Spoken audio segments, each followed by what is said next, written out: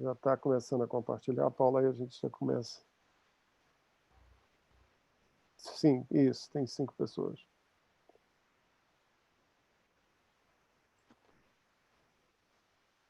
Eu só tenho que tirar o som daqui, porque senão eu fico falando e ouço a mim mesmo. Boa tarde a todos.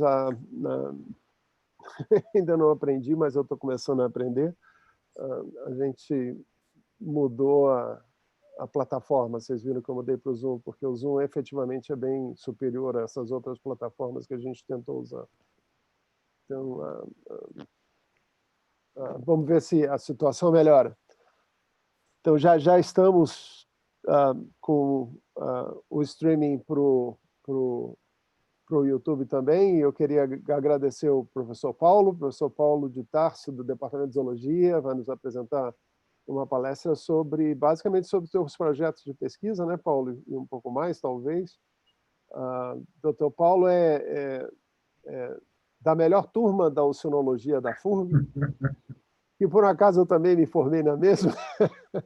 Então, nós nos conhecemos há alguns anos, e o Paulo sempre trabalhou com a área de pesca, e a gente sempre conversou bastante, porque eu também trabalho na área de peixes, né? Paulo é professor do Departamento de Zoologia, como eu falei, é da pós-graduação da Zoologia, e tem uma extensa experiência com pesca, tanto aqui, marinha, como também no início da nossa vida profissional lá na Amazônia, né, Paulo?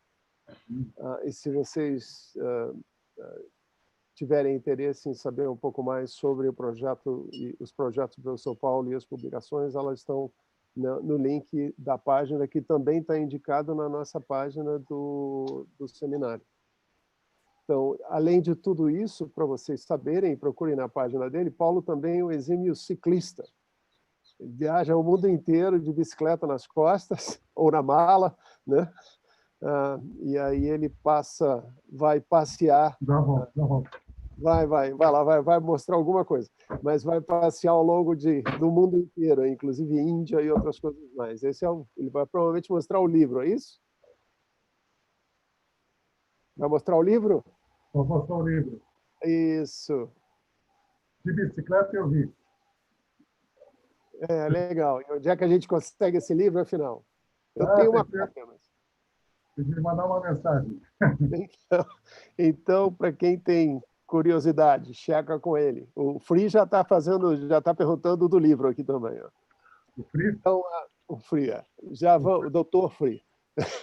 Então, vamos dar o início, Paulo. Aí eu vou deixar o controle com você, eu vou sumir. Lá no final, a gente faz as perguntas, os alunos fazem as perguntas, geralmente eles entram com vídeo e áudio para perguntar diretamente para você. Então, bem-vindo, obrigado de novo por aceitar dar a palestra para a gente. Eu tenho certeza que todo mundo vai gostar bastante. Muito obrigado, é um prazer para mim. Muito obrigado, Walter Berger. Um abraço. Para o Free, eu já mandei o livro. Muito boa tarde a todos. Então, pesca é uma área multidisciplinar, por isso é muito pertinente para nós discutirmos no âmbito das relações com outros elementos, que é algo próprio da ciência e ecologia também. Então, no tema ecologia e pesca, a minha intenção é mostrar para vocês uma visão um pouco mais holística da pesca, que acredito a maioria de vocês não tem, e que eu penso pode ser transposta também para outros domínios do nosso conhecimento, essa visão de olhar o nosso objeto de estudo numa visão ampla de suas variáveis, suas variadas interações. Nós vamos examinar a pesca, então, em 6 tipos de relação, 6 interações. Pesca com a pesca, propriamente dita, pesca com o recurso, pesca com os predadores, pesca com as presas, pesca com o meio abiótico e pesca com o meio, com o homem, as relações da pesca com o homem. Esse primeiro slide pode parecer estranho do ponto de vista da pesca, mas tem muita coisa a ver com a pesca. É uma notícia sobre bombas que foram armadas, soltas na guerra do Vietnã, armadas no Laos, e até o ano 2010, menos de 1% das bombas que tinham sido soltas no Laos haviam sido desativadas. E naquele ano, 300 cidadãos morriam todos os anos por causa das bombas. Ainda hoje, vocês veem essa notícia de baixa do ano passado, mais recente, a notícia versa sobre pessoas que são mutiladas anualmente no Laos por causa dessas bombas que foram soltas no território e nunca retiradas, nunca desarmadas. O que isso tem a ver com a pesca? Isso tem a ver com a pesca porque isso acontece também dentro do mar e dentro dos rios. São materiais de pesca que estão abandonados, perdidos ou extraviados no exercício da pesca, por razões de meteorologia, por razões de fragilidade do material, pelos hábitos dos pescadores, enfim. O fato é que muitas redes, muitas armadilhas, muitos anzóis e outros petrechos de pesca são abandonados, perdidos ou extraviados. E eles continuam pescando, eles continuam capturando, mas são recursos que nunca vêm à tona. Nem todos os materiais de pesca perdidos, abandonados ou extraviados geram a chamada pesca fantasma, que é essa captura indefinida dos seres. Por exemplo, os flutuadores, essas boias que vocês veem ali embaixo, à direita, muitas vezes são perdidas porque os pescadores têm o hábito de fazer um corte para retirar o flutuador da rede, quando ele quer que a rede trabalhe mais no fundo, que é a época dos linguados e outros peixes mais demersais. E ele recoloca o pedacinho de isopor quando ele quer que a rede volte a trabalhar na superfície. Só que essa recolocação, para isso ele faz cola, ele coloca um prego, que é até um assinte, né, uma aberração, colocar um prego no flutuador, mas para que esse flutuador se recomponha. Mas é claro que isso cria pontos de fragilidade e assim os flutuadores acabam sendo perdidos. Então, em resumo, muitos materiais de pesca são extraviados, perdidos, abandonados, e geram, no mínimo, poluição, geram, no mínimo, prejuízo econômico e, muitas vezes, geram também pesca fantasma, que vem a ser essa captura.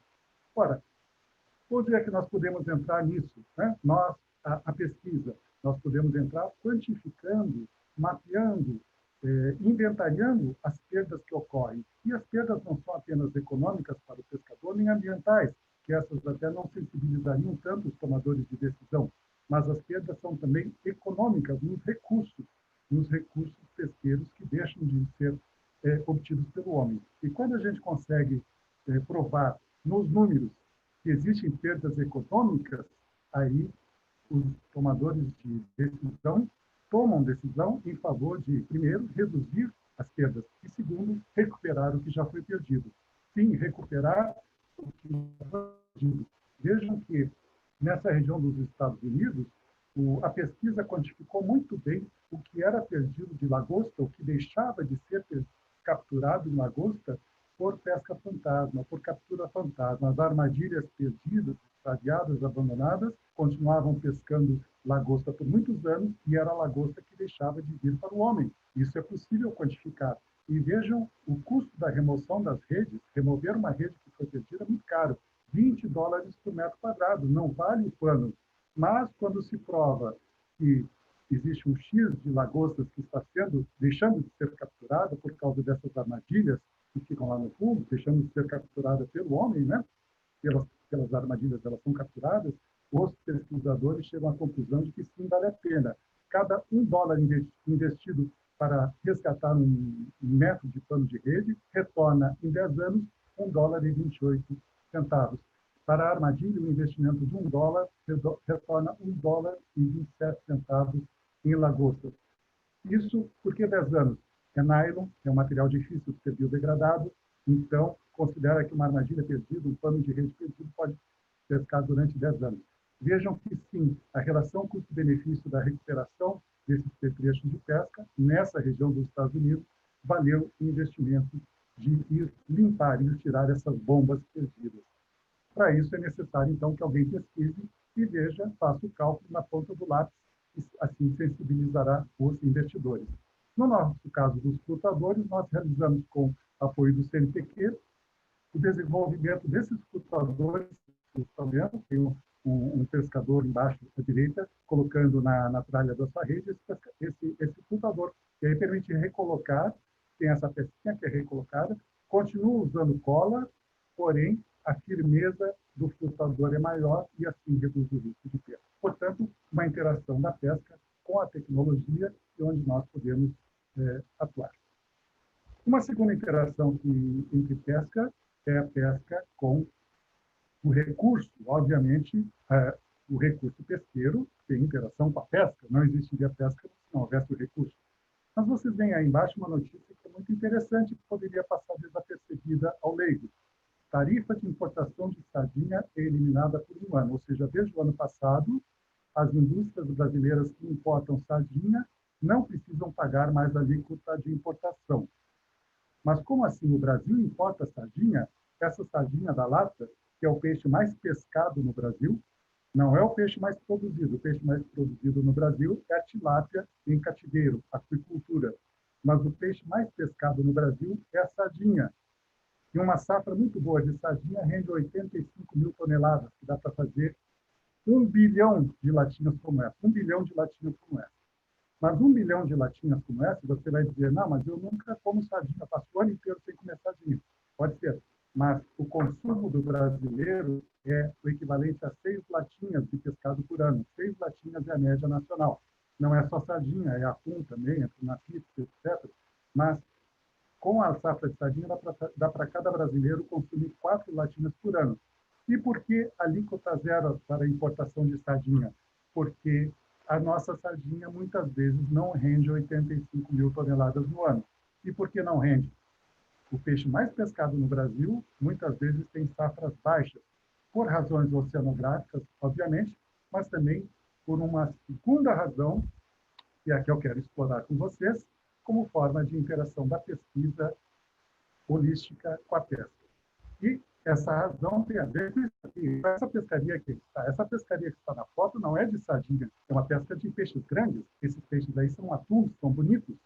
Essa foto é na costa da África, entretanto, foi da costa da África que veio para o Brasil a pesca com isca viva. O que é ser a pesca com isca viva? É a pesca em que os pescadores ficam no bordo da embarcação com vara e linha e anzol, mas eles não iscam o anzol. As iscas são colocadas na água e a sardinha, o juvenil de sardinha, é uma excelente isca, porque ela é colocada viva na água e ela fica na sombra da embarcação. Isso atrai os atuns, atrai os bonitos ali para baixo da embarcação. E quando os pescadores soltam a vara com a linha e o anzol, eles simplesmente colocam o anzol na água e o atum bonito já vem capturar a sardinha. Já vem capturar a sardinha e entram no anzol. Então, essa é a pesca com isca viva. Qual é o problema dessa pesca de atuns e bonitos com isca viva? É que ela utiliza juvenis de sardinhas.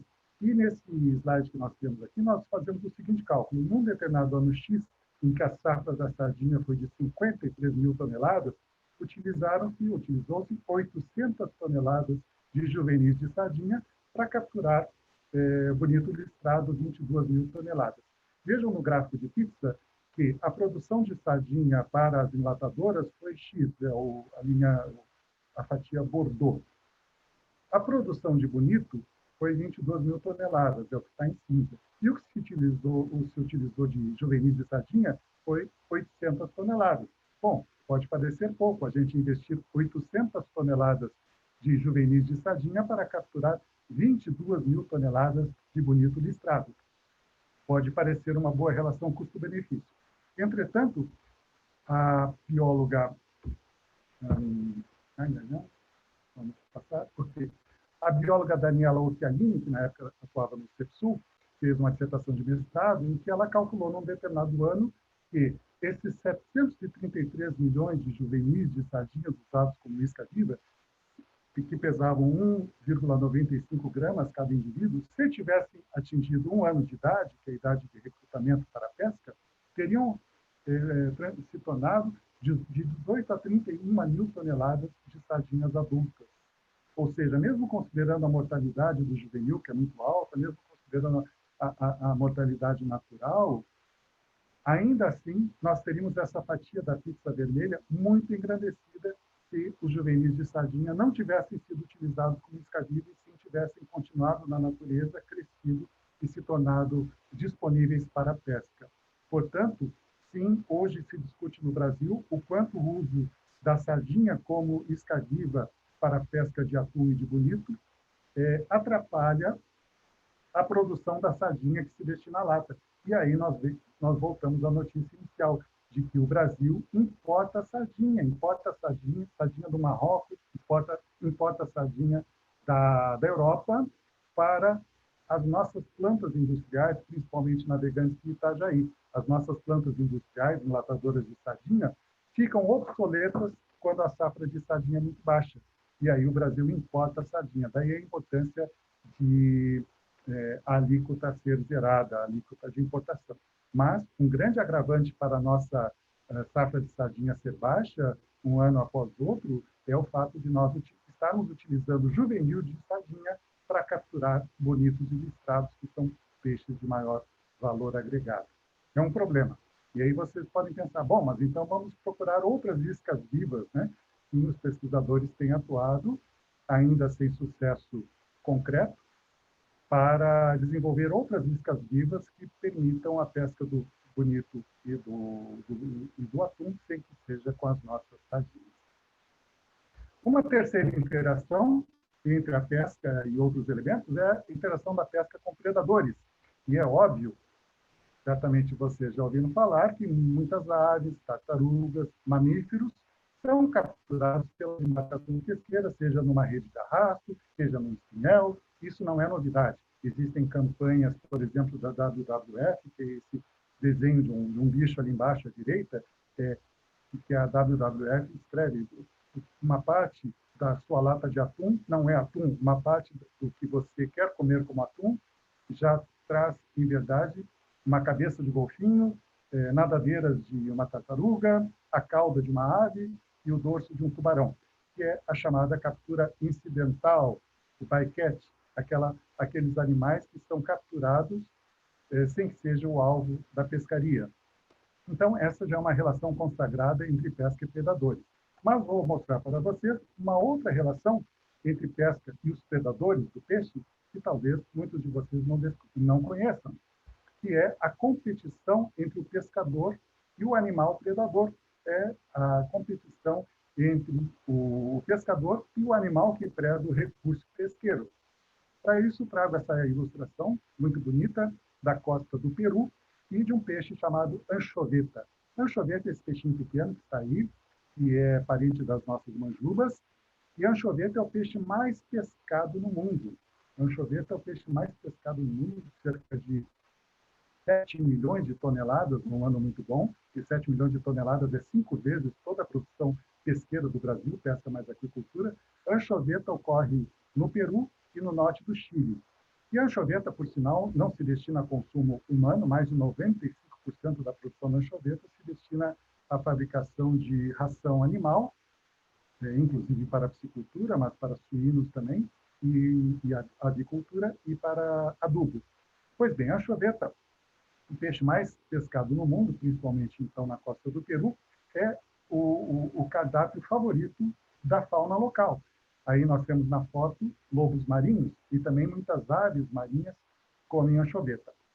Então, como a anchoveta é um recurso pesqueiro muito importante no Peru, no norte do Chile, os pesquisadores não apenas investigam o quanto é produzido de anchoveta, mas o quanto pode ser capturado de anchoveta para não trazer prejuízo à fauna local dos predadores da anchoveta.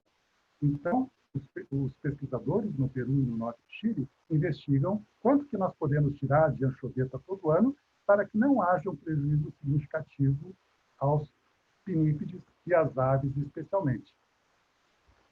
Vejam que interessante e como nós temos aí um envolvimento da pesquisa biológica direto com a pesca.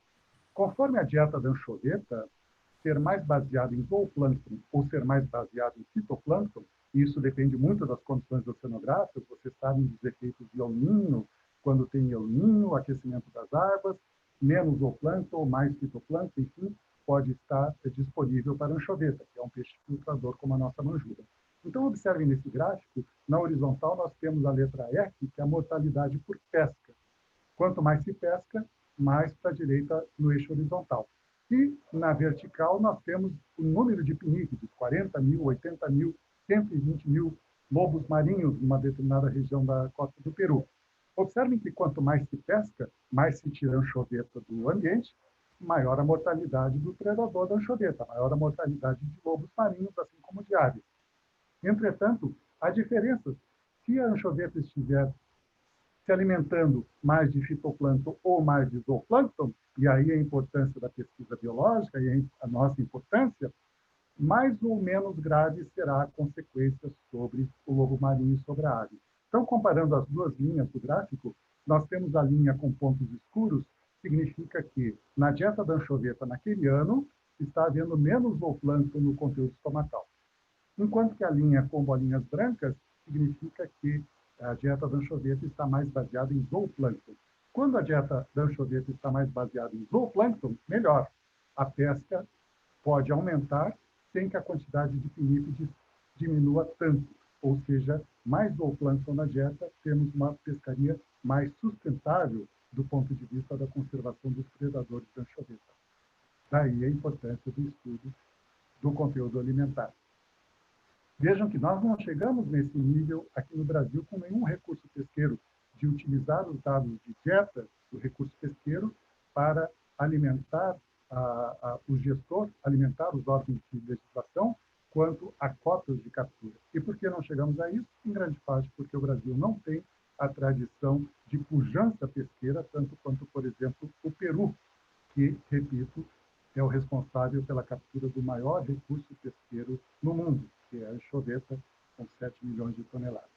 7 milhões de toneladas são 100 vezes mais, são 70 mil, são 100 vezes mais a captura da sardinha em lata. A captura da sardinha em lata, que é o maior recurso pesqueiro do Brasil, num ano bom, dá 70 mil toneladas.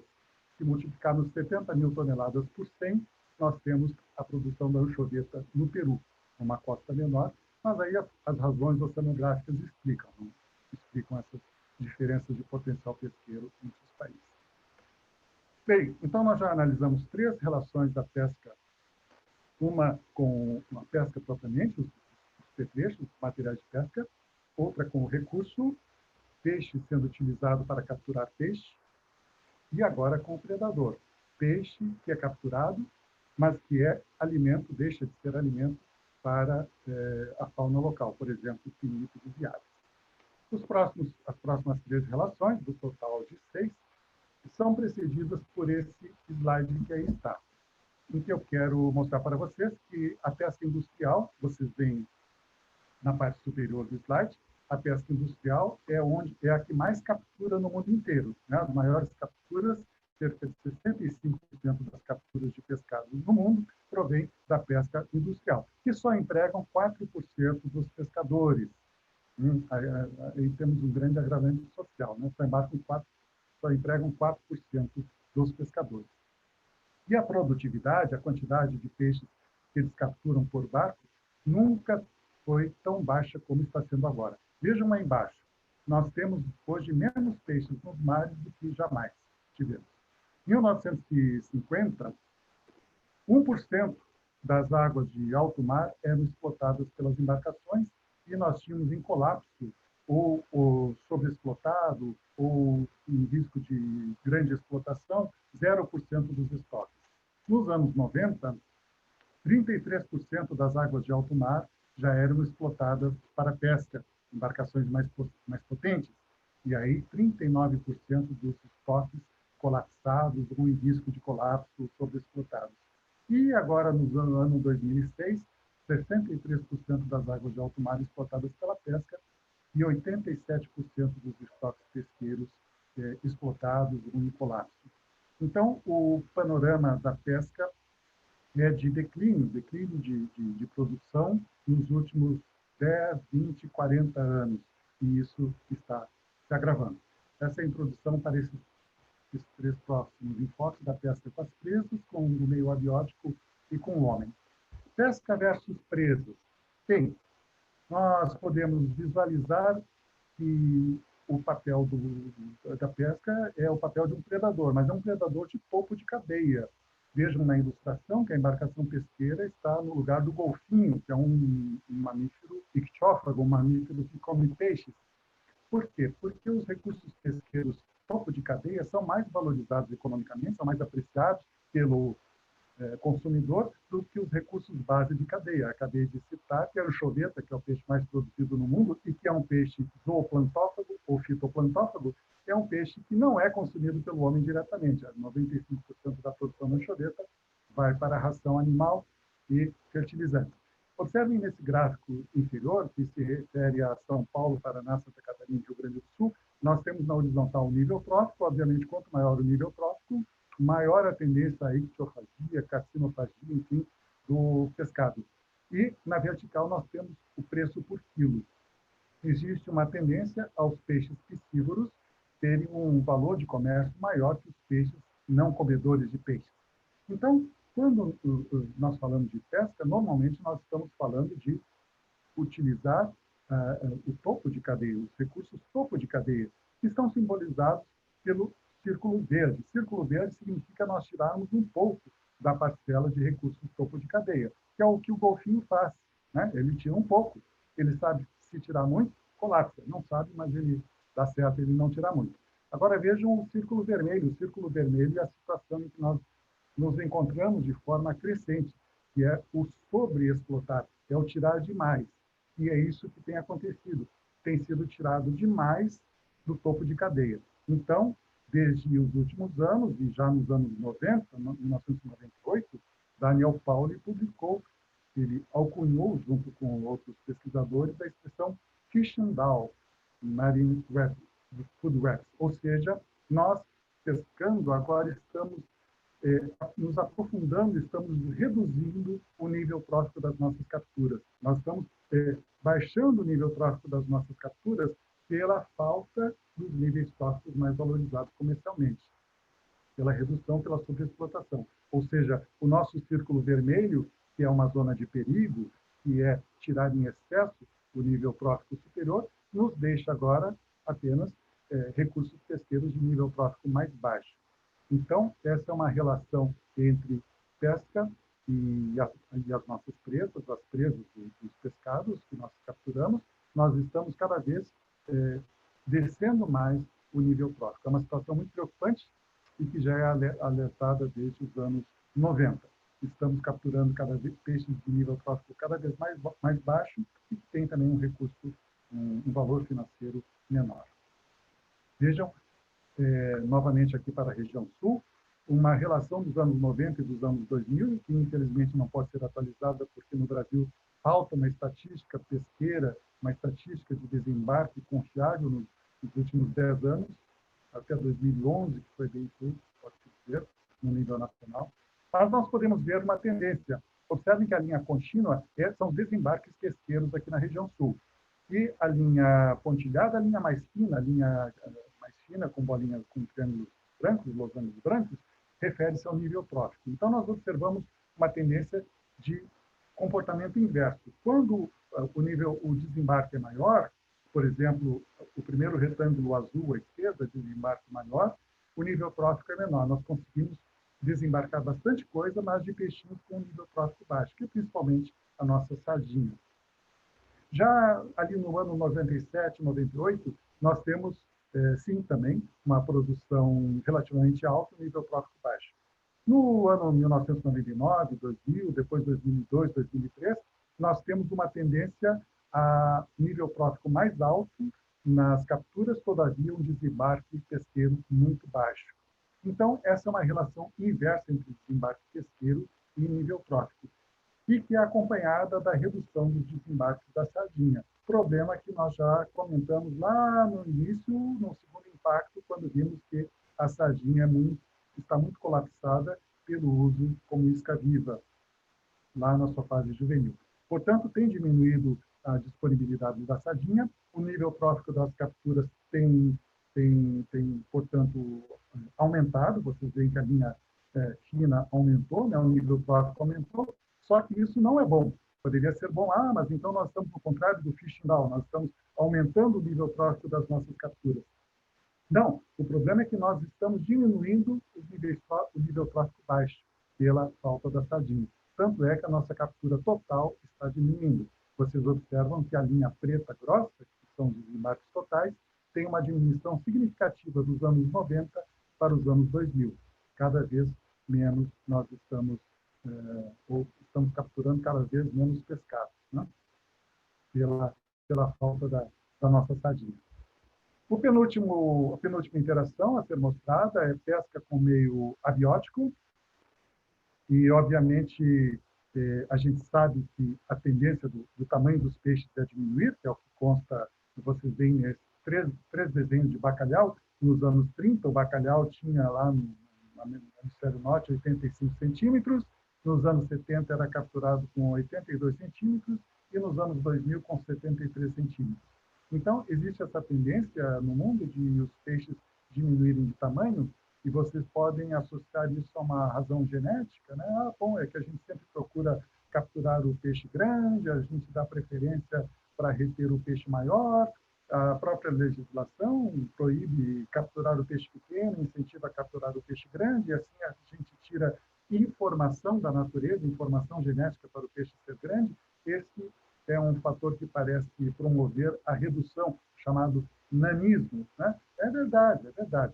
Nós temos essa informação aí de baixo, que é lá do ano 2009, que os peixes de maior tamanho, numa mesma espécie, tendem a ter uma fecundidade maior. E se tende a ter uma fecundidade maior, tende a produzir mais descendentes. Então, vejam o que está escrito. Quando comparamos uma mesma espécie, duas situações com igual biomassa, o estoque com poucos peixes, mas peixes maiores e de idade mais avançada, peixes mais velhos, tendem a produzir muito mais ovos, tendem a ser mais fecundos. Então, é muito bom na natureza nós termos peixes grandes, em vez de termos peixes pequenos da mesma espécie. Ok, isso sabemos que é legal.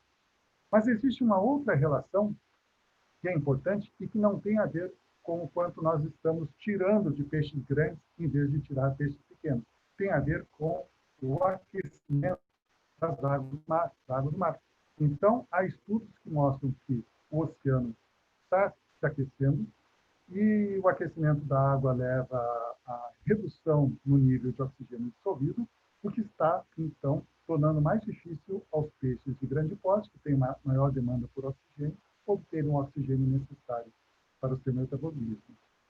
Então, nesse trabalho, nós temos dois desenhos de um peixinho, um peixe no ano 2000 com tamanho X, e no ano 2050 supõe-se com um tamanho X menos Y. Não é, nesse caso, por alteração genética, não é por seleção pesqueira, mas sim por redução no nível de oxigênio na água, consequência de aquecimento. Como é que nós podemos, na pesquisa, acompanhar isso e até participar da gestão? Daí a importância de estudos de fisiologia. Vejam, comparando o black bass marinho da costa dos Estados Unidos com o bacalhau da costa da Irlanda, em relação a esse aquecimento das águas do mar. Nós temos, vamos examinar primeiro o gráfico à esquerda, nós temos a temperatura da água oceânica, e em cima, a linha azul do black bass, significa captura sustentável. Captura sustentável não é exatamente o que se pesca, é o que se pode pescar de forma que o estoque não seja comprometido, é o que se pode pescar. E nós temos para o black bass a linha azul, acompanhando adequadamente a linha da temperatura. Então, se a temperatura do oceano baixa, a captura sustentável baixa também. Se a temperatura do oceano aumenta, idem a captura sustentável. Por quê? Porque o black bass é considerado um vencedor, ou seja, ele não vive no limite máximo da sua tolerância térmica. O aquecimento das águas, para ele, não é um problema. Já observem o bacalhau da costa da Irlanda, à direita, que nem é de uma latitude tão mais alta, né? Mas esse bacalhau da Irlanda já vive em águas que estão no seu limite máximo de tolerância térmica. E isso quem responde, isso quem explica é a fisiologia. Então, observem o gráfico à direita. No gráfico à direita, nós temos que, quando a temperatura da água do oceano aumenta, que é o que tem acontecido dos anos 90 para o ano 2010, a captura máxima sustentável, aquilo que pode ser capturado, pescado de uma maneira que não comprometa o estoque, reduz sensivelmente de 10 para 6 mil toneladas ano. A captura é uma redução significativa, né, pelo aquecimento da água. Porque, está escrito aí, essas populações que experienciam a sobrepesca, com um rápido aquecimento, e que vivem no seu limite de tolerância térmica, no seu limite quente de tolerância térmica, são mais vulneráveis ao aquecimento das águas.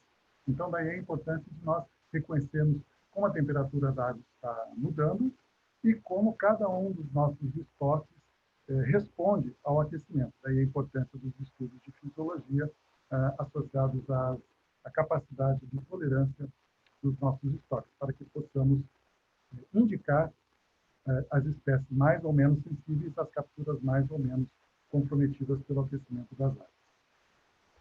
E o número 6, finalmente, propõe a apresentar para vocês relações entre a pesca e o homem. Relações entre a pesca e o homem. Há vários elementos de matéria social que podem ser relacionados à pesca, mas eu quero apresentar um que é particularmente interessante, embora igualmente triste. Nós temos aí em cima uma informação de que a população mundial sofre com a fome, cerca de 795 milhões de pessoas, com deficiências em micronutrientes na dieta, cerca de 2 bilhões de pessoas, e com sobrepeso, obesidade, 2,1 bilhões de pessoas. Então, observem que muita gente não passa fome, mas tem deficiência nutricional, micronutrientes. É sobre isso que nós vamos nos deter.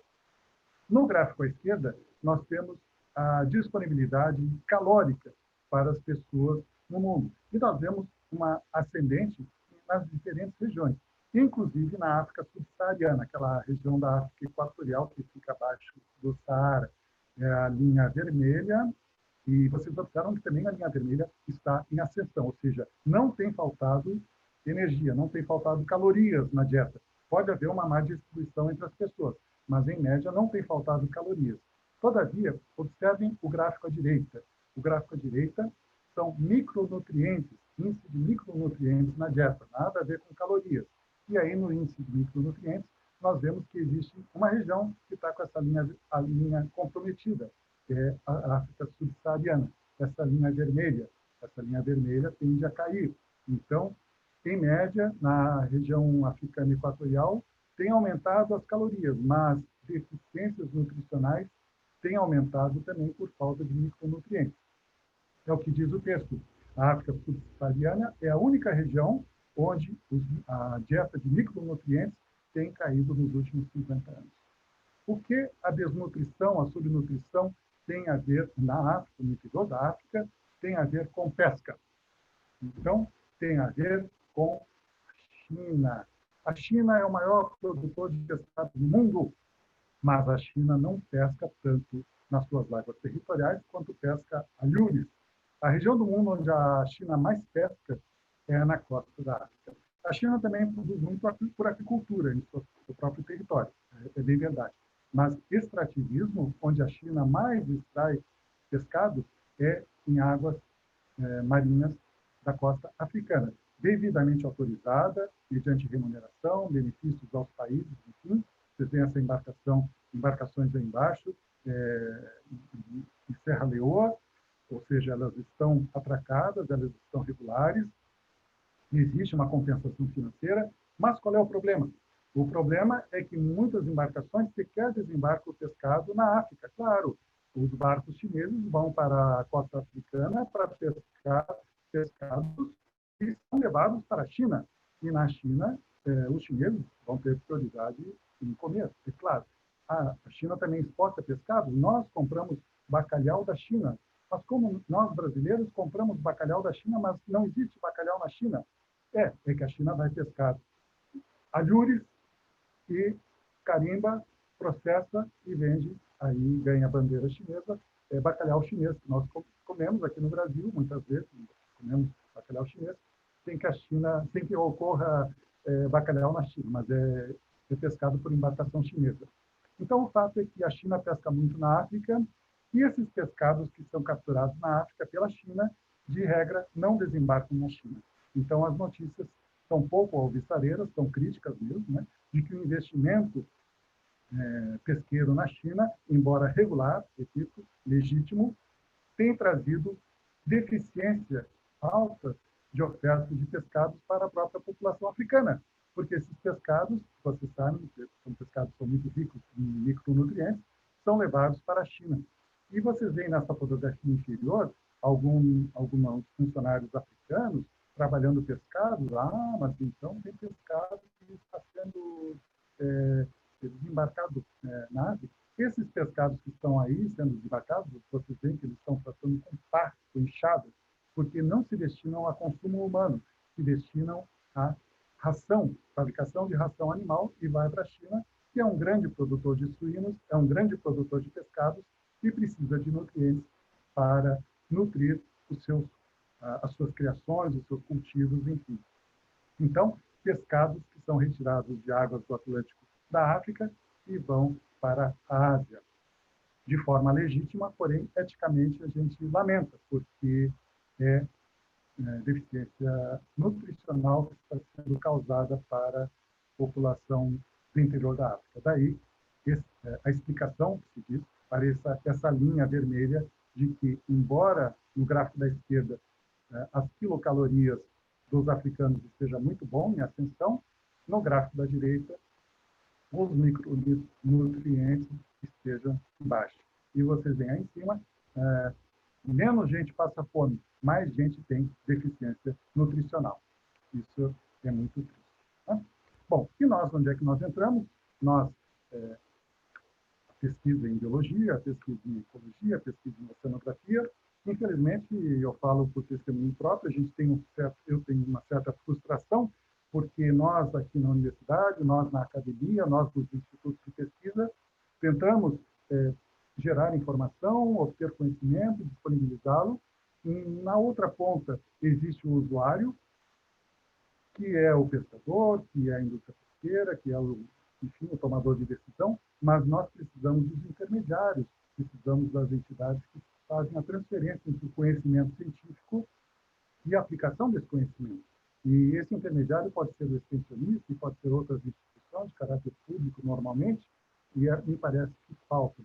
E faltam aqui no Brasil, em grande parte, porque o Brasil não tem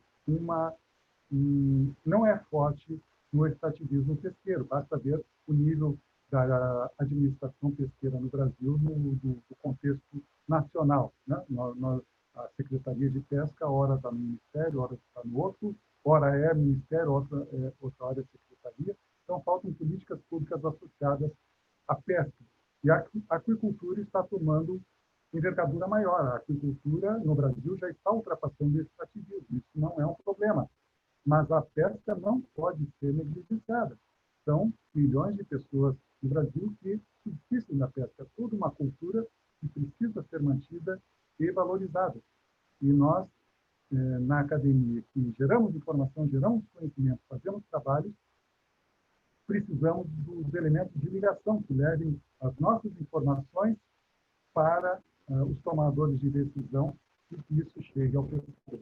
A gente faz trabalhos técnicos, por exemplo, no nosso laboratório, mas ficamos um pouco frustrados quando essas informações acabam restritas a outros leitores que são da área acadêmica apenas.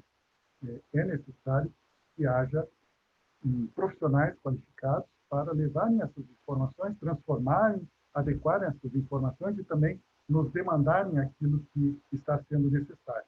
Em parte, a gente sabe, a produção pesqueira no Brasil é baixa, ela é 5% de uma produção de um grão como soja, por exemplo. Soja, está certo que soja é muito mais alto, mas é 1% da produção de milho no Brasil. Então, a produção de pesca e extrativismo é muito baixa. De fato, isso não dá muito voto para os gestores, mas nós precisamos nos fortalecer. Então, por isso, eu fico muito feliz de realizar esse trabalho de pesquisa, mas igualmente feliz, ou até mais feliz, de participar da formação de recursos humanos como professor e de poder aqui divulgar informações como essa, compartilhar com vocês numa tarde de sexta-feira.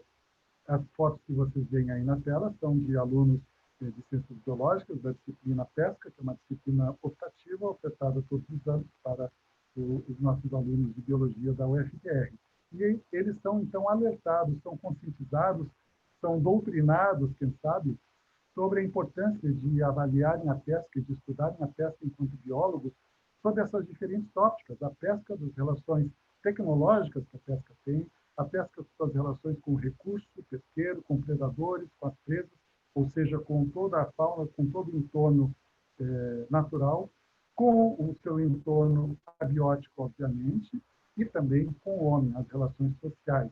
Isso é especialmente válido aqui para o litoral do Paraná, onde a nossa pesca é essencialmente artesanal de pequena escala. Bem, agradeço pela oportunidade, Walter Berger e demais colegas, e fico à disposição para qualquer pergunta.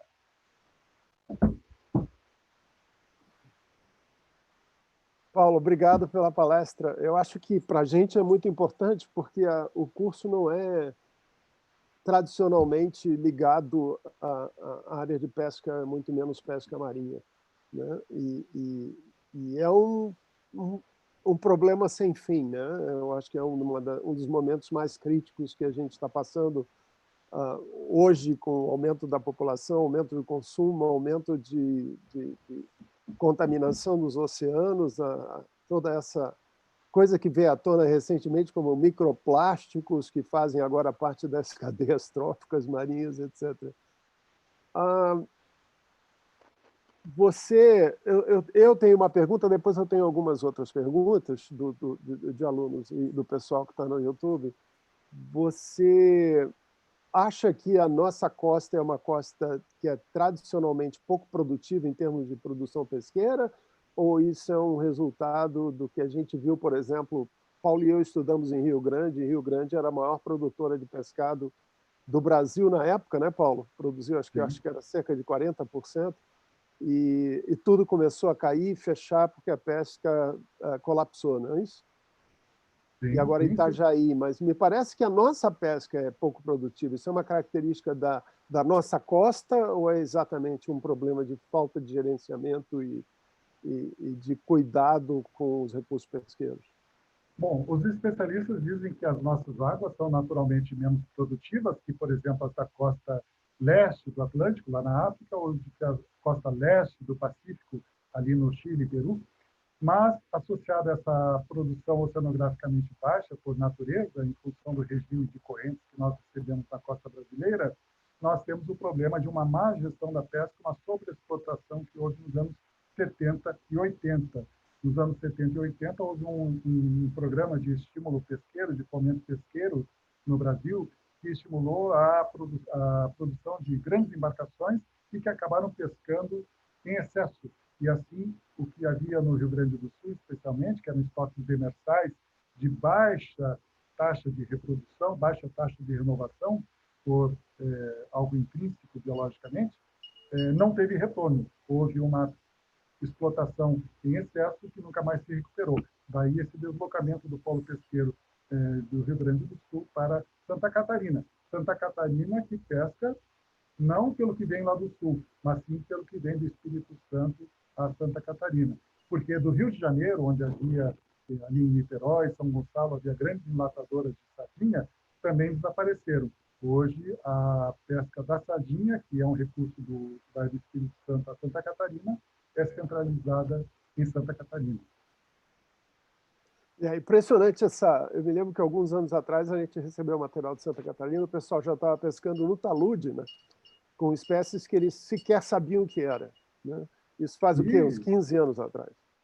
O peixe-sapo, inclusive. Mas hoje, então, a notícia é essa. A gente importa a sardinha há determinados anos para que as plantas enlatadoras brasileiras não fiquem ociosas. Importamos sardinha para ser enlatada aqui no nosso país. Compra recurso básico, né? Paulo, tem uma pergunta da Amabile. A Amabile quer entrar? Ela vai entrar com vídeo e com áudio. Oi, tudo bem? Olá. Oi, professor, obrigada pela palestra. Eu fiquei pensando... Boa tarde.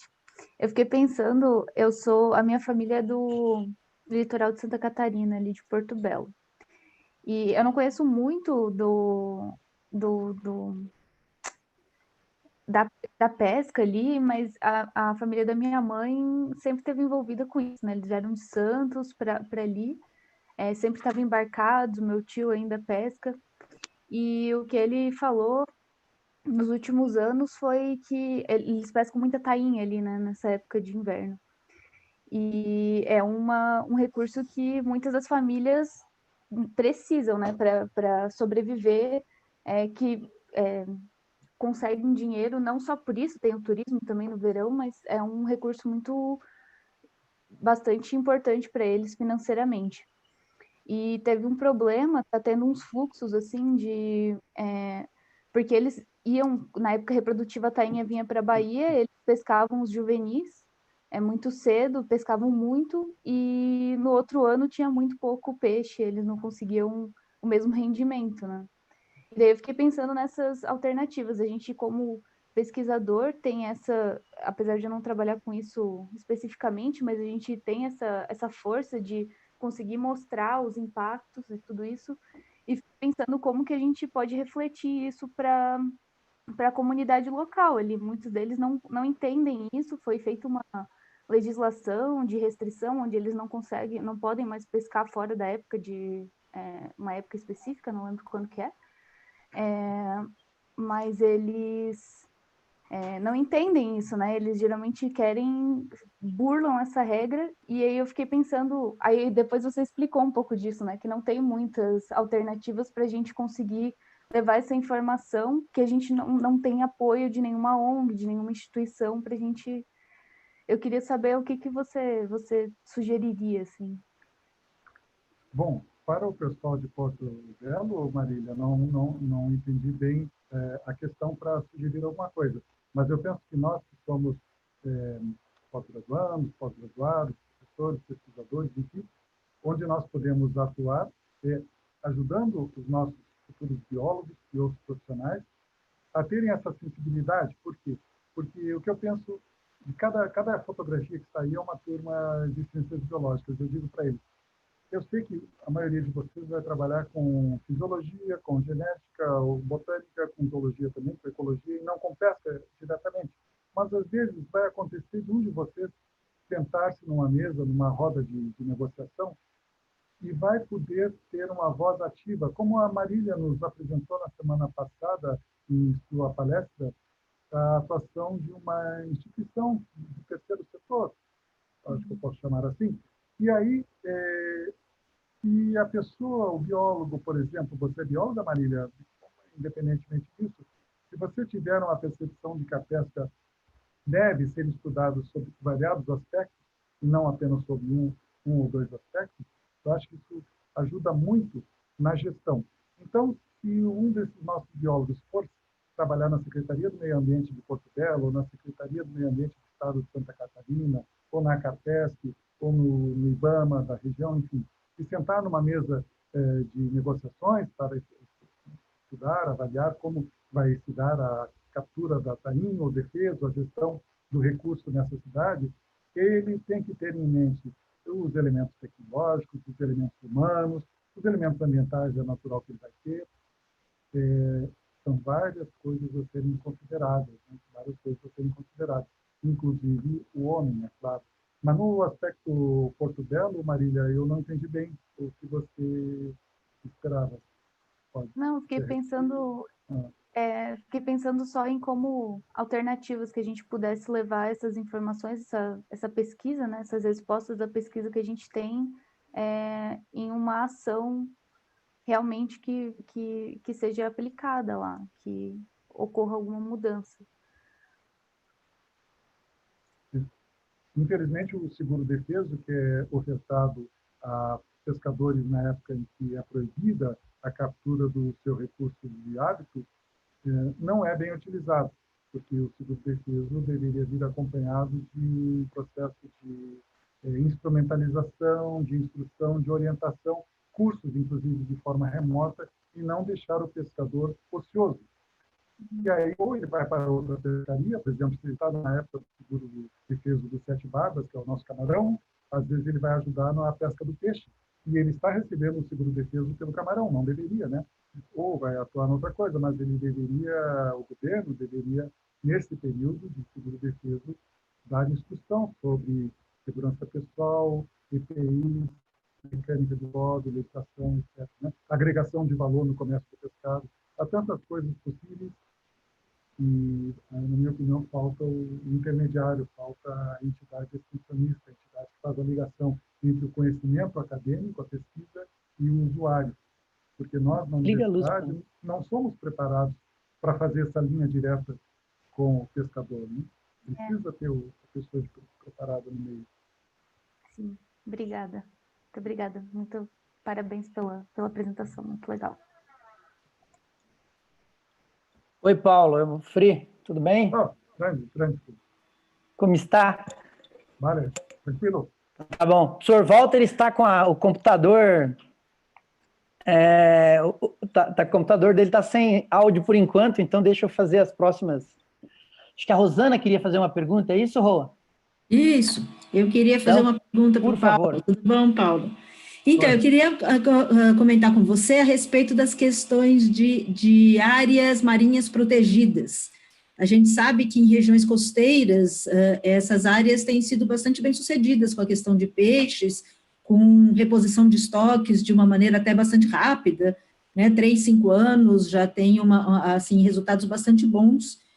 E agora estão se falando em áreas em alto mar. O Brasil mesmo, há 2 anos atrás, né, criou áreas de conservação perto lá de Trindade, Martim Vaz, e como que está, né, se já tem um movimento maior nesse sentido, se você acha que isso é razoável ou não, a questão de conservação através de áreas marinhas protegidas em ambiente mais aberto, de mar afora.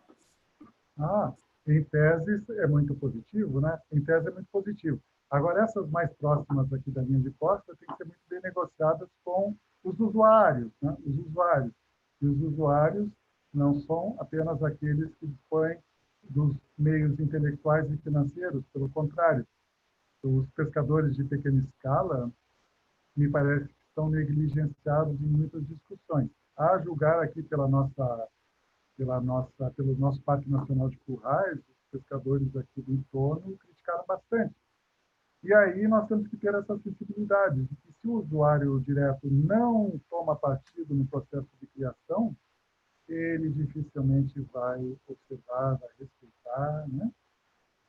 Então, a eficácia dessas iniciativas passa por essa percepção, novamente eu reforço, a percepção que mesmo um biólogo, não precisa ser um sociólogo, né? O biólogo deve ter essa percepção, olha, vamos olhar do ponto de vista biológico, vamos olhar do ponto de vista oceanográfico, a sustentabilidade, a conservação, o uso perene, mas temos que agir, estar atento aos nossos usuários. Quando são mais afastados da costa, acho que menos problema, mas as próximas aqui da costa, da linha de costa, eu sou meio cético quanto à eficácia se não houver a devida discussão com os usuários antes.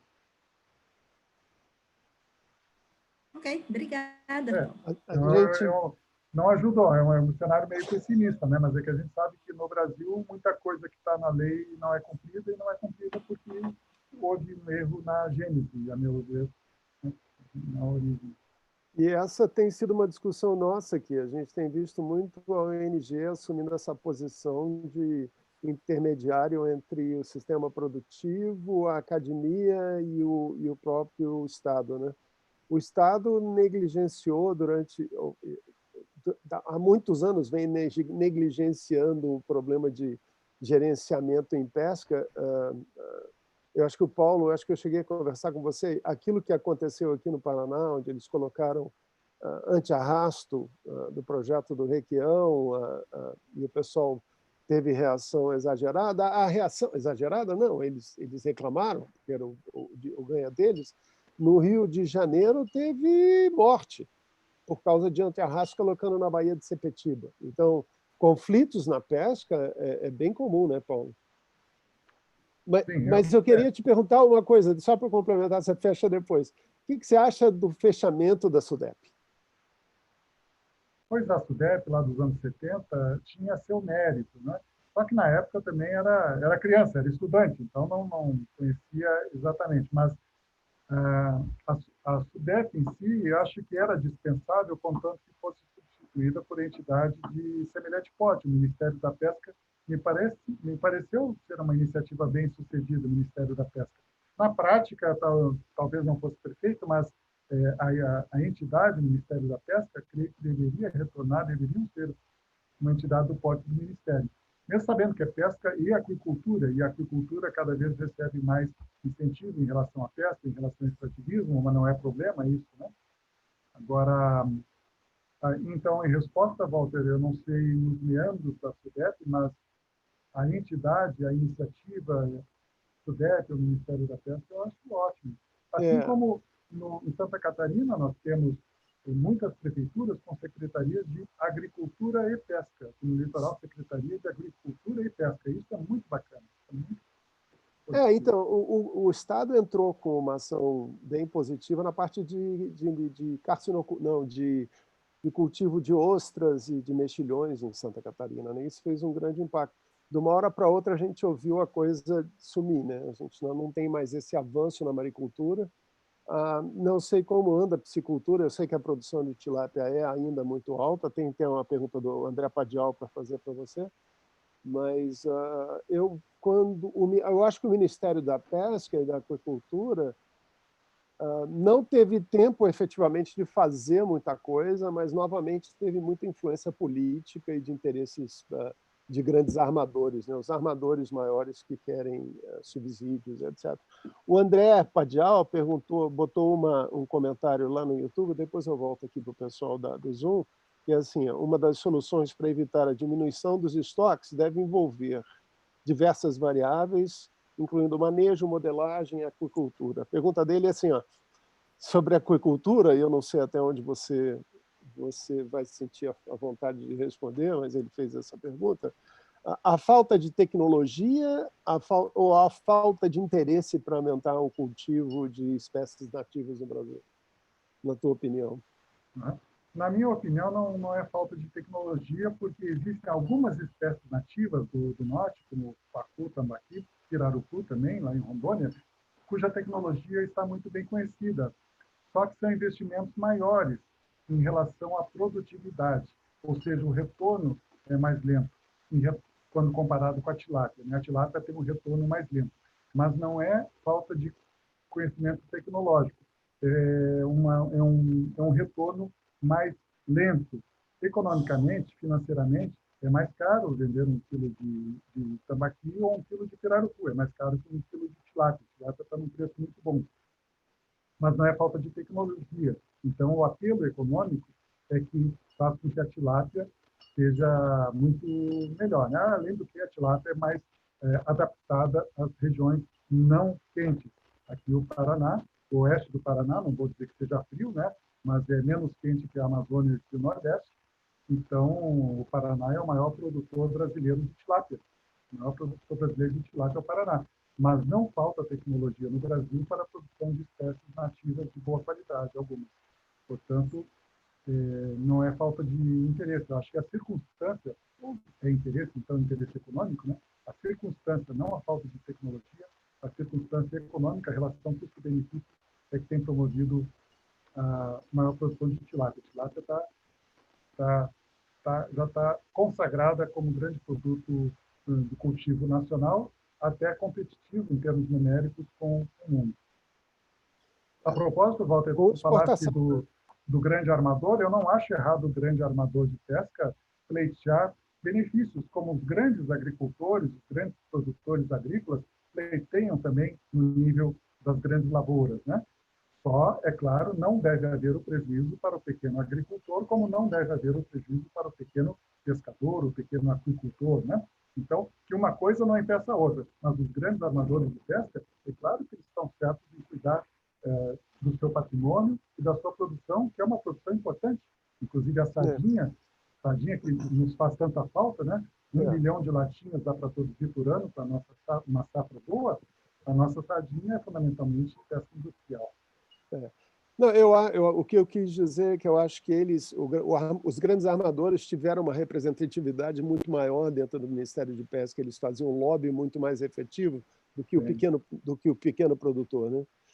Mas a verdade é que aqui no litoral mesmo de Santa Catarina você já não vê o que a gente via no passado, que eram os grandes barcos arrastando perto da praia. Hoje está meio que definido a área... Bom, não sei, eu posso estar enganado, eu estou falando o que eu vejo no verão. A área de pesca artesanal.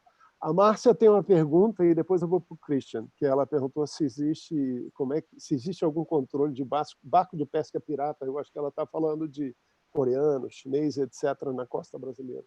Se você conhece alguma coisa nesse sentido. Bom, se é pirata, naturalmente, a gente não conhece formalmente, né? Fica no anônimo. Mas o que existe é o arrendamento. Esse arrendamento não é pirata, o arrendamento é uma forma legal, legítima, de pessoas jurídicas brasileiras arrendarem barcos estrangeiros, mediante acordo em que, por muitas vezes, o pescado não é desembarcado no Brasil, a mão de obra não é brasileira, mas o recurso pesqueiro está em águas territoriais brasileiras. Isso não é pirataria, isso é legítimo, porém, eticamente, é muito discutível.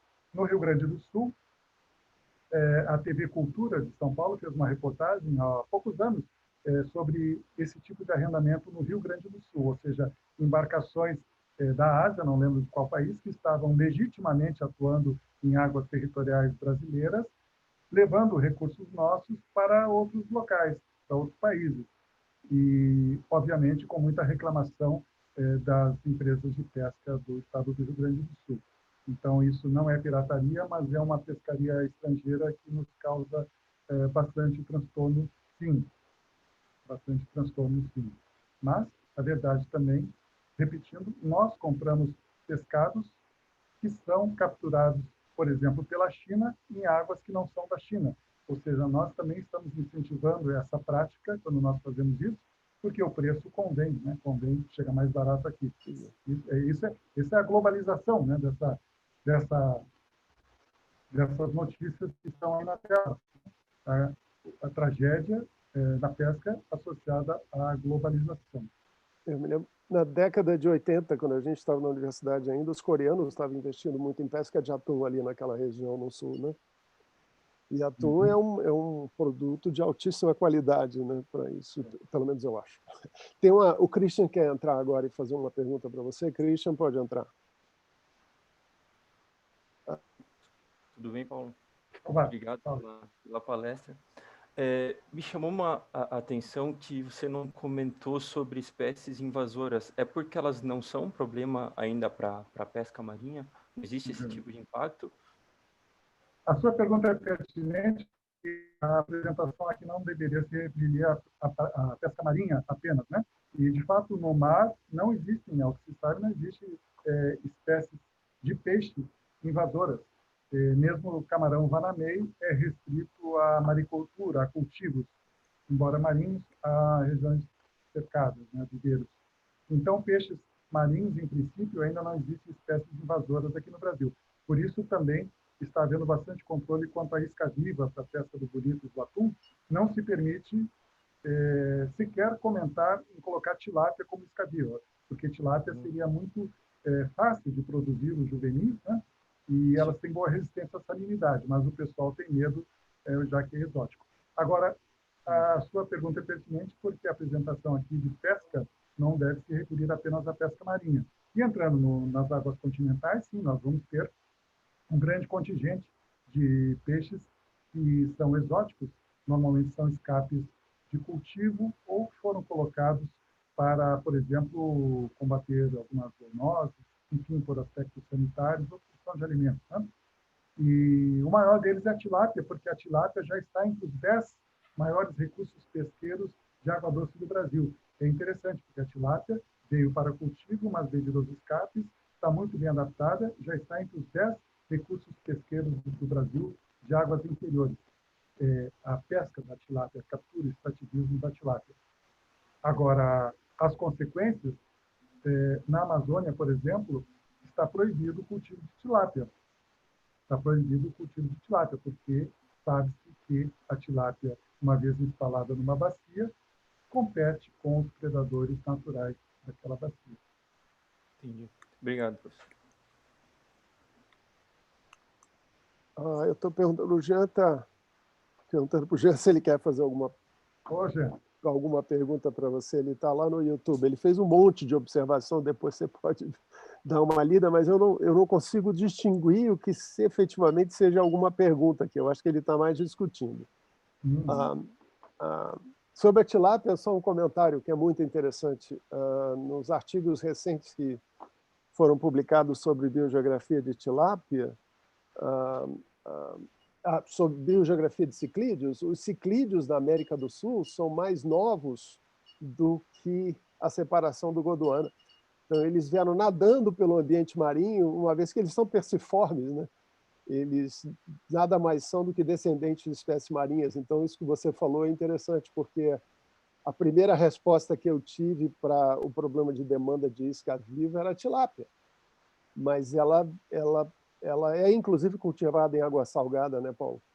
Ela tem resistência, sim, à osmolaridade.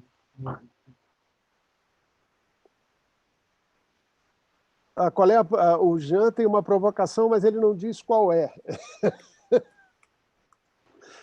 Então, mais alguém do grupo quer fazer uma pergunta para o professor Paulo ou não?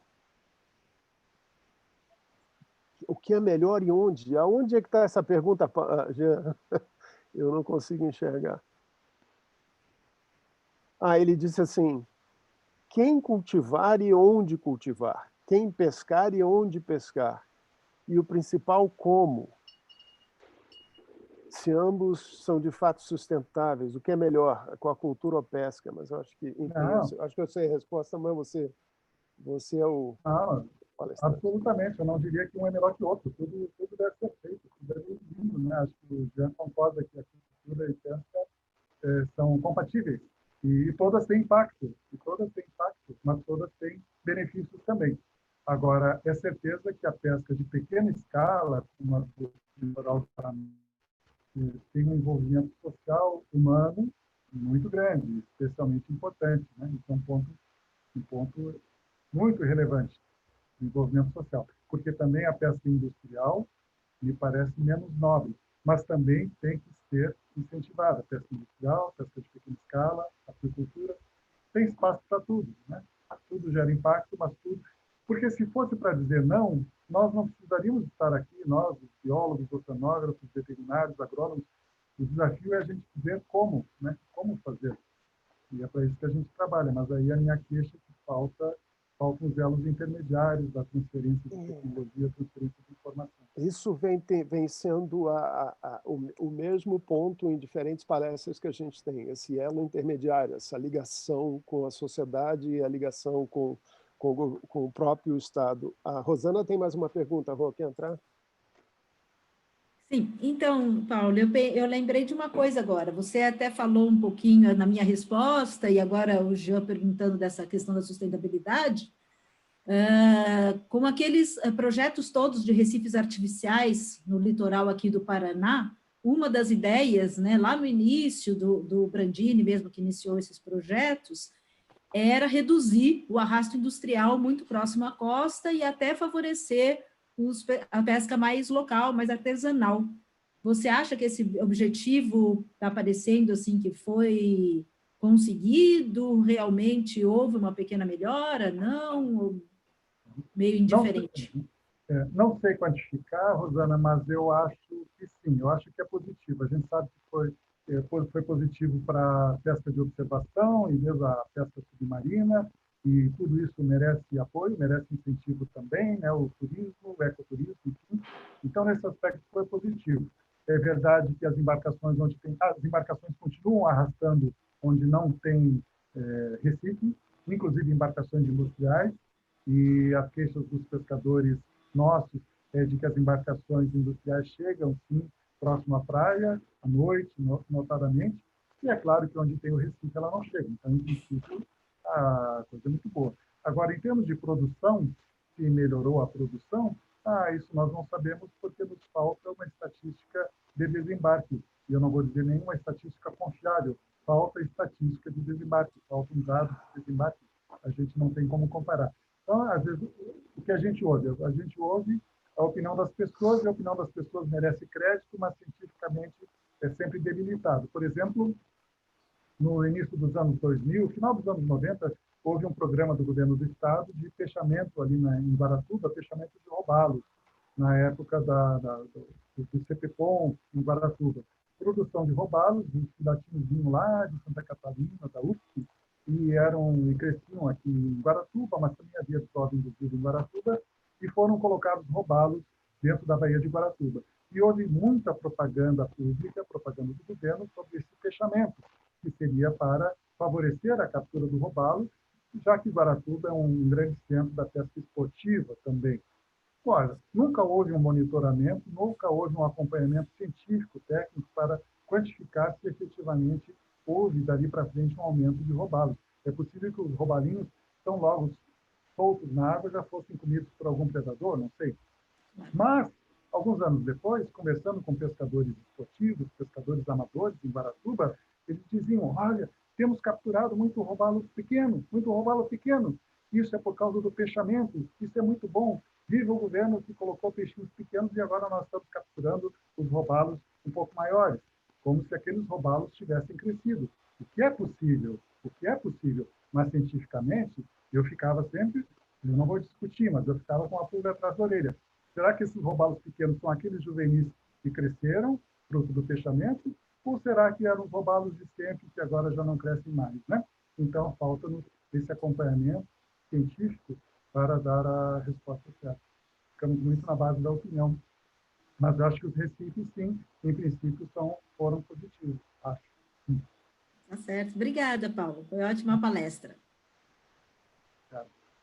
Paulo, tem mais. Vamos fazer mais duas e depois a gente vai te liberar, porque senão você não faz mais nada hoje. Eu vou fazer uma do Fernando e uma do Jean Vitulli, que tem outra pergunta. O Fernando pergunta o que é necessário para que aproveitemos o enorme potencial pesqueiro das diferentes espécies de peixe do Brasil. Eu não sei se ele falou de água doce ou salgada, mas enfim. Do que Pesqueiro, precisamos, eu acho que ele está falando de pesca marinha, né? Com certeza, tanto para o mar como para a água doce, nós precisamos de políticas públicas.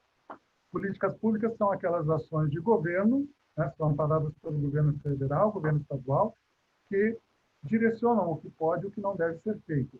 E encomendam pesquisas para as instituições de pesquisa, as universidades, enfim, para quem faz pesquisa e vai buscar informação. Eu acho que tem que haver, sim, direcionamento de pesquisa, tem que haver priorização. Nos anos 2010, 2005, no auge do MPA, da Secretaria de Agricultura e Pesca, depois do Ministério da Pesca e Agricultura, houve colegas nesse ministério que atuaram com excelência, fazendo esse fomento a áreas específicas de pesquisa. Por exemplo, havia um edital do CNPq com R$500 mil para chamadas livres, mas a Secretaria de Pesca, o Ministério da Pesca, adicionava R$200 mil e dizia: esses R$200 mil vai ser para pesquisar o assunto X que nós queremos resolver. E aí os projetos tentavam se enquadrar naqueles R$200 mil para o assunto X. Esse tipo de fomento à pesquisa deve haver, assim como diversas ações de governo em prol da pesca. Ou seja, sem a intervenção do governo federal e estadual, eu creio que não vai para frente. A coisa fica muito diluída, muito solta, né? E, repito, muito importante que as políticas públicas incluam a instituição dos extensionistas, chamando de extensionista todo profissional que sabe fazer uma boa conexão entre o gerador de informação, entre o pesquisador, que somos nós, e os usuários que vão usar essa informação. E os gestores também, os legisladores, né? Os legisladores. Hoje a gente encontra informações úteis para a gestão da pesca e não sabe encaminhar. E quem está lá fazendo a legislação, muitas vezes, não sabe receber. Precisa ter os intermediários, que são pessoas técnicas, capacitadas e que nos faltam em número. Então, políticas públicas para a pesca.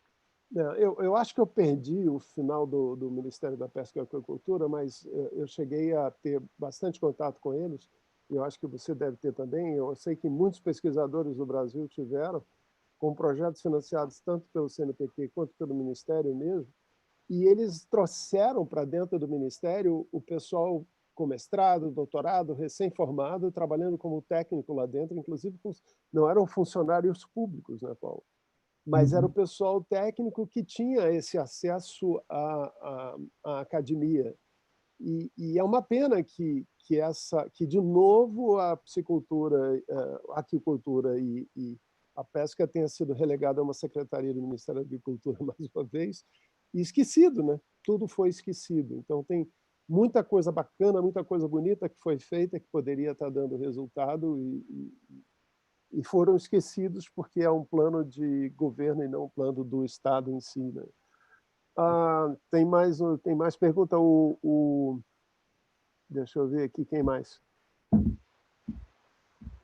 O Jean perguntou como é que se explica que o Brasil é um país... Eu não sei se eu fiz essa pergunta, agora estou em dúvida. O país é tão rico de espécies nativas e a produção geralmente é baseada em espécie exótica. Ele está falando de agricultura com certeza. Ele pergunta como mudar isso. Eu tenho lá minhas opiniões, mas é você que tem que falar. O Jean conhece muito melhor que eu esse tema das espécies introduzidas, e ele sabe, todos sabemos, né, do domínio tecnológico, porque a gente só tem trazido aquilo que a gente tem uma expectativa de cultivo, portanto, já existe o pacote de conhecimento. Acho que essa facilidade do cultivo é o grande chamativo. Mas eu reitero, e acho que o Jean não discorda, aquilo que o Padial perguntou. Nós temos tecnologia, temos pacotes tecnológicos para várias espécies nativas muito bem valorizadas no norte do país. E dos nossos grandes produtores de espécies nativas, Rondônia se destaca. E o que é que Rondônia tem que o Paraná não tem? Águas mais quentes, né? Então, aqui o Paraná é o maior produtor de tilápia, porque a tilápia é mais resistente às nossas temperaturas menos quentes. Agora, a relação custo-benefício é um grande atrativo para qualquer setor produtivo. Isso vale para a agricultura também, né? Então, eu creio que o que atrai o cultivo da exótica não é apenas dispor do conhecimento técnico, por isso nós dispomos também para várias nativas, mas o preço de venda é mais compensador em relação ao investimento do cultivo. Você vende uma tilápia com 30 centímetros, eu creio, 25 centímetros, né? Já dá uma porção de filé adequada, e o tambaqui e o pirarucu vão demorar mais tempo. Você tem que ver, você vende o pirarucu e o tambaqui, mas por um preço mais alto, requer um investimento maior. Foi legal. O tempo de produção da tilápia é menor também, né? Sim, vai mais rápido, né? O Jean tem a resposta, é pena que ele está sem áudio, senão ele podia falar aqui com você. Ele quer ouvir a opinião de todo mundo. Pois eu vou dar a minha também. Isso é uma coisa bem bacana que eu aprendi na época que eu trabalhei com cultivo. Nos Estados Unidos, o catfish era o peixe menos lembrado do consumidor. Ele sequer tinha interesse no catfish.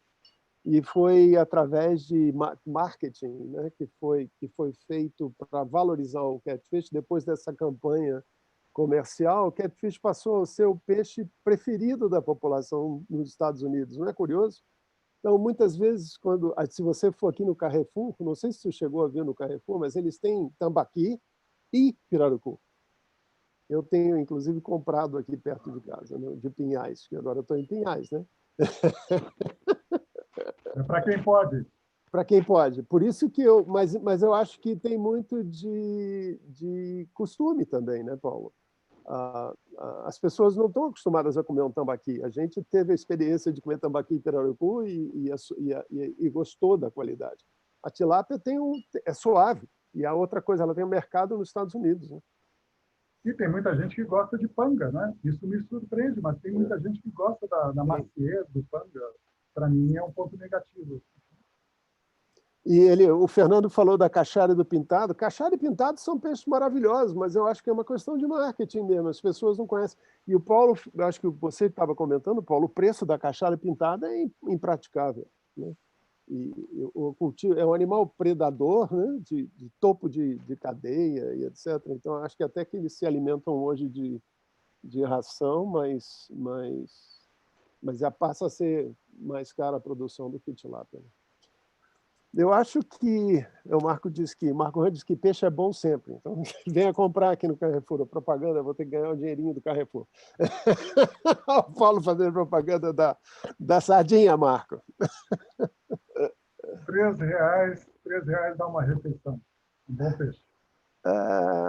E é importado também, viu? É importado, conteúdo importado, enlatado aqui em Navegantes, mas a sardinha veio lá do Marrocos, de barco, veio mais cômodo. Mais caro, inclusive. É incrível, eu sou do Rio de Janeiro e eu me lembro da produção no Rio de sardinha, em Niterói, do outro lado da ponte, era imensa, né? Enorme. Então, eu acho que é isso, Paulo. A gente não tem mais perguntas. Eu queria agradecer a todos pela presença, lembrando que na semana que vem nós temos a última palestra, vai ser com ecotoxicologia, com a Sabrina Calado, e agradecer ao Paulo mais uma vez, para variar, uma palestra que atraiu bastante atenção, as pessoas demonstraram interesse. Eu gostaria que todo mundo do nosso curso, os nossos alunos, entendessem a importância da ecologia mesmo nessa ação, atividade humana, que é de extração ainda, né? A gente fala em caça sendo proibida na terra, mas a gente caça no mar, né? A gente não lembra disso, todo mundo reclama que a gente não pode caçar animal, não pode caçar ave, não pode caçar animal terrestre, mas a gente caça no mar, a gente faz extração no mar. E por isso, talvez o mar, a água sempre foi ligada a uma coisa mais distante da gente, e as pessoas não tiveram, talvez, o cuidado com o mar que a gente tem com espécies nativas terrestres, que a gente não aceita a caça, né? Mas, no fundo, apesar de usar nome diferente, a gente chama de pesca, mas nada mais é do que uma caça, né, Paulo, no ambiente marinho, e talvez não tenha recebido a atenção devida no mundo inteiro, né? No mundo inteiro. Paulo, obrigado pela tua presença, a palestra foi muito legal, eu fiquei bem satisfeito de ter você aqui, talvez a gente tenha você nos próximos anos, aí, quem sabe, né? Sim. Então, obrigado a todos, um bom fim de semana para todo mundo, lembrem, semana que vem temos mais uma palestra. Paulo, quer se despedir? Boa tarde a todos, muito obrigado. Foi rápido. Um abração e pavembra, ninguém vai entender, só nós dois. E o livro, não esqueçam do livro. Quem quiser o livro, falem com o Paulo direto, eu ponho... Posso botar teu e-mail na página? Pode, por favor. Então tá, vou botar o e-mail na página. Vale a pena ler. Um abraço a todos, bom fim de semana. Paulo, um abração. Vou fechando a reunião.